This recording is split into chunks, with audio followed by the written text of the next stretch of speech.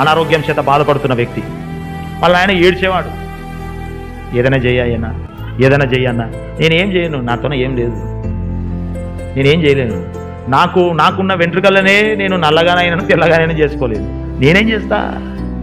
నేను నమ్మిన నా దేవుడు ఏదైనా చేయగలుగుతాడు. ఆమేన్, హల్లెలూయా. దాదాపు 3-4 నెలలు అయిందంట. ఒక ముద్ద అన్నం తినలేడు. ఒక ముద్ద తగునా అంటూ మంచి ఆస్తిపరుడు, మంచి డబ్బులున్న వ్యక్తి, ఒక ముద్ద అన్నం తినలేడు. అయితే నేను ఎప్పుడు చెప్పేవాడిని, ప్రార్థన చేస్తుండేవాడిని, మందిరానికి రా. ఓ రోజు ఇద్దరు వచ్చినారు. అందరం మన సంఘం అంతా ప్రార్థన చేసినాం. ప్రార్థన చేసిన తర్వాత ఇక్కడ సాంబ్రాణం కడుపు నిండా తిన్నాడంట. వాళ్ళ తండ్రి అంటాడు, అన్నా నా కొడుకు కడుపు నిండా తింటుంటే అంటే ఆనంద బాష్పాలు.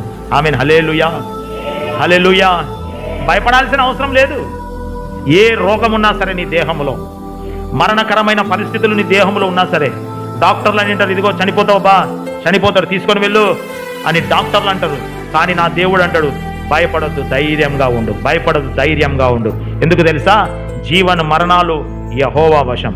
ఆయన చేతిలోనే ఆశీర్వాదాలు ఉంటాయి, ఆయన చేతిలోనే సమస్తం ఉంటుంది. ఆమేన్, హల్లెలూయా.